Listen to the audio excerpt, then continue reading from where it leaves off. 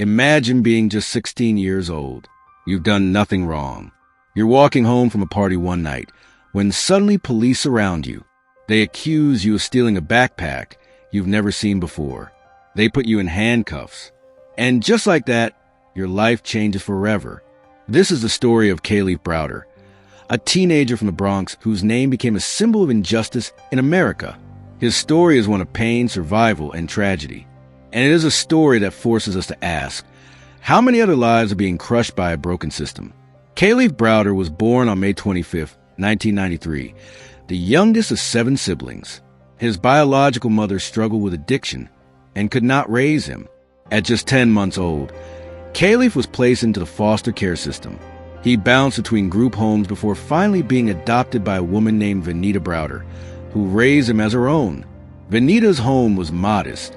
Money was tight, but she worked hard to give her children a chance at life. Kalief grew up in the Bronx, a tough neighborhood where poverty and crime were everywhere. Yet those who knew him described him as quiet, intelligent, and thoughtful. He liked fixing things, studying, and staying close to his family. On the night of May 15, 2010, Kalief and a friend were walking home from a party when police stopped them.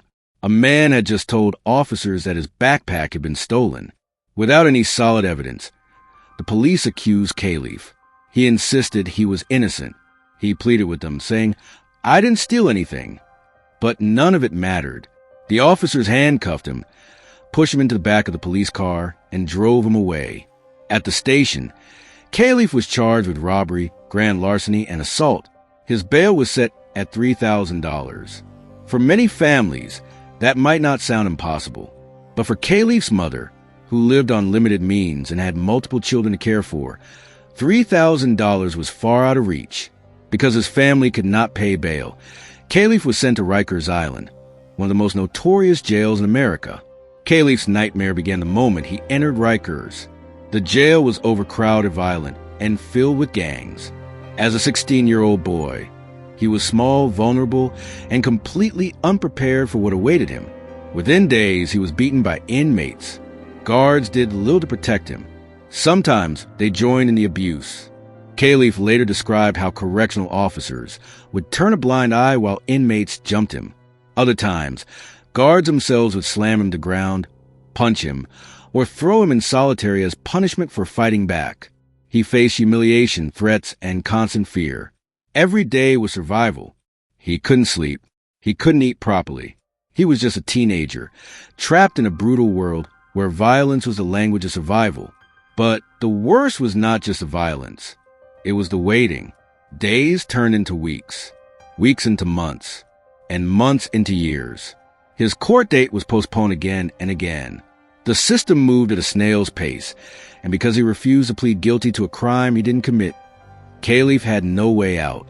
As if the daily violence was enough, Kalief spent nearly 2 years of his imprisonment in solitary confinement. Locked in a small cell for 23 hours a day, he had only 1 hour to walk around in a cage. For a grown adult, this kind of isolation is mentally devastating. For a child, it is unimaginable.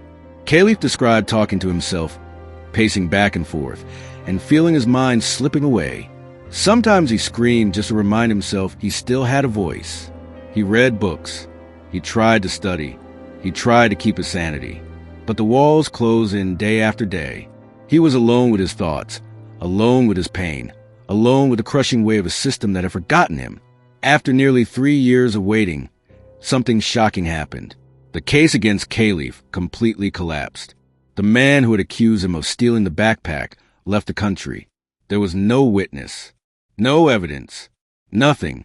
The prosecutors had no choice but to drop all charges. Kalief was free. But what kind of freedom was it? He walked out of Rikers Island not as a teenager who had gone in, but as a broken young man. His body carried scars. His mind carried invisible wounds. He tried to move on. He earned his GED.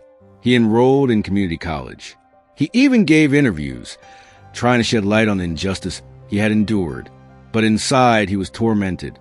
The trauma of beatings, the endless solitary confinement, and the years stolen from his youth were too heavy to bear. On June 6, 2015, just 2 years after his release, Kalief Browder took his own life at the age of 22. His mother found him hanging in their home. The news sent shockwaves across the nation. How could this happen in America? How could a teenager be locked up for 3 years without a trial, only be released and left so broken that he saw no way forward? Politicians, activists, and celebrities spoke out. Even President Barack Obama referred to solitary confinement in relation to Kalief's story, calling for reform. But for Kalief's family, the pain was immeasurable. They had lost their son, their brother, their light. Kalief Browder's story is more than just one boy's tragedy.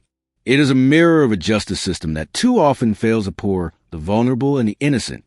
It exposes a harsh reality that in America, justice is not always blind. It can be bought, and if you are poor like Kalief, the scales tip against you. His story inspired documentaries, articles, and movements calling for bail reform and an end to prolonged solitary confinement. But while his name is known, there are still countless others suffering silently behind bars, forgotten, their voices unheard. So we must ask ourselves, how many more Kalief Browders will there be? How many more young lives will be destroyed before change comes? Kalief's life was cut short, but his story lives on as a call to action. It reminds us that justice is not just about laws and courts. It's about humanity, dignity, and the right to live free from oppression. This was not justice. This was a tragedy. And the question now is, what will we do with the truth of his story?